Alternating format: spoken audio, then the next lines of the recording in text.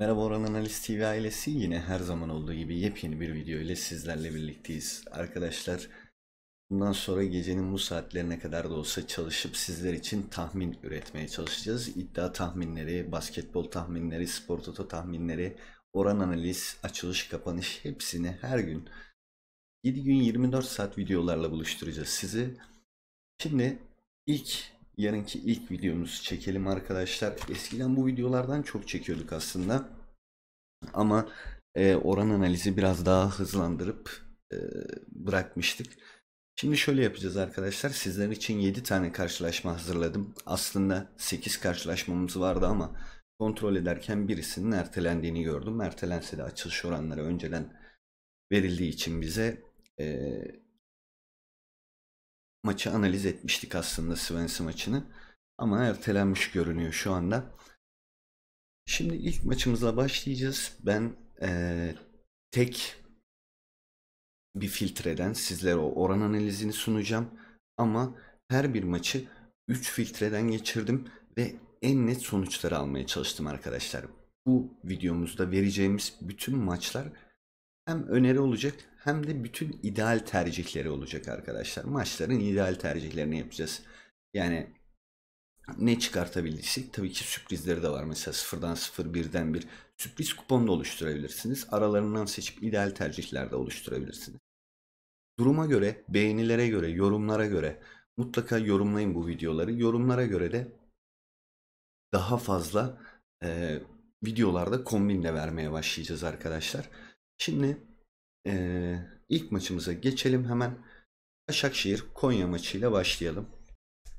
İlk maçımız Başakşehir Konya arkadaşlar. Ekranda gördüğünüz gibi tek filtreyle vereceğim dedim.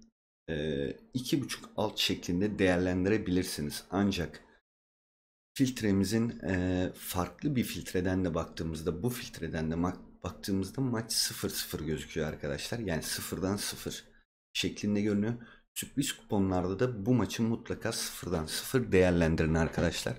Daha önceki Dortmund mücadelesinde de aynı şekilde Dortmund'un kaybedeceğini vermiştik ve 2'den 2 vermiştik Excel grubundaki sistem kuponuna. O da 2'den 2 geldi. İnşallah yarınki Başakşehir Konya maçı da yine 0'dan 0 gelir diyoruz arkadaşlar. Şimdi yine ekstra bir maçımıza geçiyoruz ama bundaki ideal tercihimiz 2.5 alt arkadaşlar. Başakşehir Konya maçını 2.5 alt olarak değerlendirebilirsiniz. Skorda 1-1 olabilir çünkü 2 gün önce Reims maçı karşılıklı gol var bitmiş.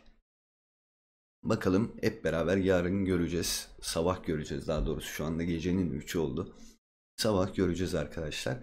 Başakşehir Konya maçını 2.5 alt olarak değerlendirebilirsiniz. Sürprizlerde de 0'dan 0 şeklinde değerlendirilebilir. Bir sonraki karşılaşmamıza geçelim. Bir sonraki karşılaşmamız Bristol Coventry arasında arkadaşlar. Bu maçımızda sürpriz bir tercihimiz yok. Ekranlarda gördüğünüz gibi ilk yarısında gol. Banko kuponlarda,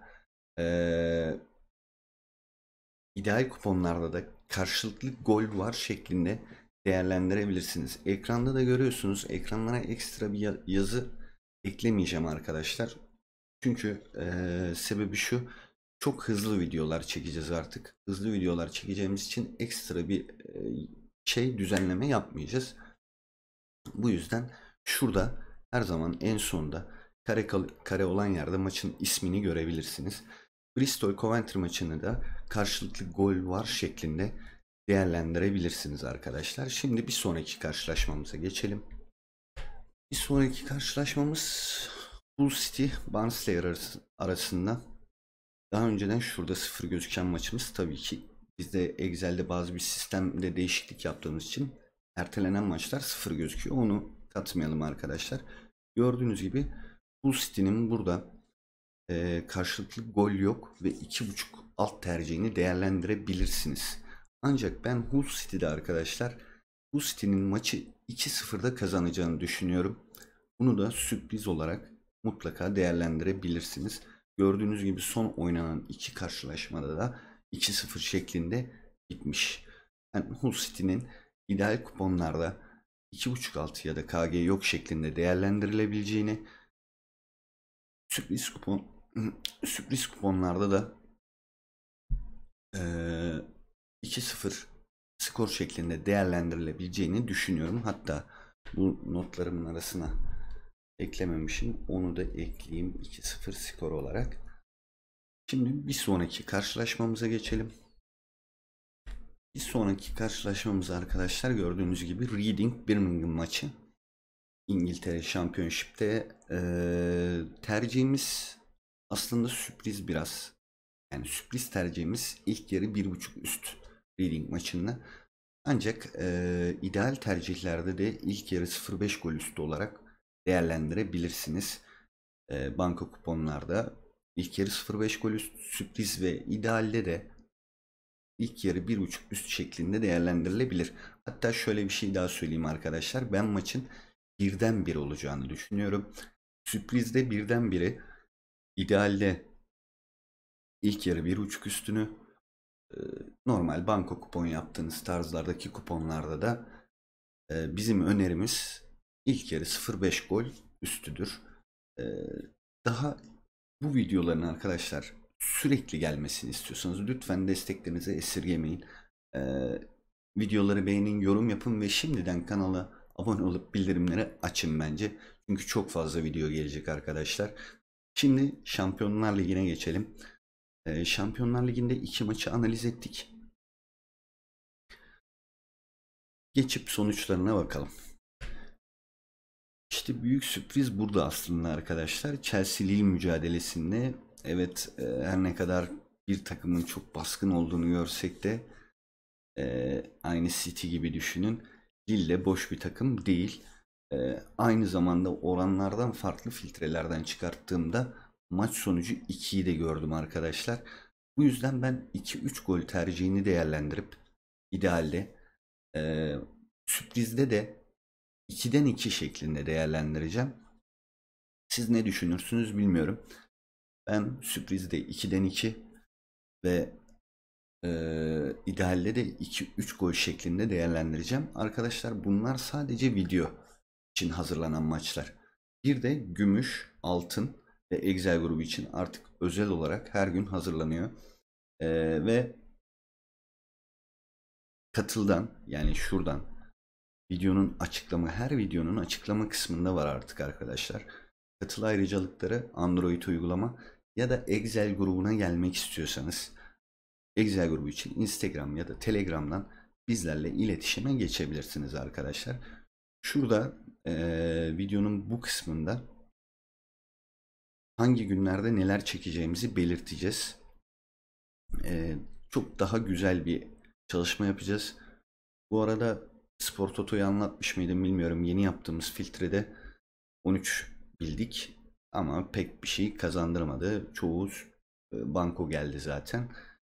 Bakalım. Şimdi Villarreal Juventus maçına geçelim arkadaşlar. O da son maçımız. Arkadaşlar Villarreal Juventus maçında çok fazla sonuç alamasak da karşılıklı gol olmayacağını düşünüyorum. KG yok şeklinde düşünüyorum. Ve Juventus'un 1-0 skorla maçı kazanacağını düşünüyorum. Dediğim gibi bu çıkarttığımız sonuçları bir sürpriz kombin ve ideal kombinlerinizde tercih edebilirsiniz. Artık size kalmış. Ama bu tarz videolarımızın gelmesini istiyorsanız mutlaka kanalımıza abone olup videoları beğenip yorumlarda da ne istediğinizi bizlere anlatırsanız, belirtirseniz bizler de ona göre sizlere daha iyi videolar çekmeye çalışalım arkadaşlar. Şimdilik bu videomuz bu kadar. Daha video çekeceğim. NBA tahminlerini, yani basketbol tahminlerini, ne varsa artık EuroLeague ne varsa hepsini yapmaya çalışacağız iddia tahminleriyle beraber. Oran analizlerimiz hız kesmeden aynı şekilde devam edecek. Söylediğim gibi bugün sizlere toplamda 8 karşılaşma verecekken 6 karşılaşma verdim. Çünkü bir tanesini ideal bile olmadığını düşünüyorum artık. Preston Nottingham maçı vardı. İlk yarı 1.5 alt yazmıştım. O tercihi verme gereği duymadım arkadaşlar. Hepinize bol şans. Yeni videolarımızda görüşmek üzere. Hoşça kalın.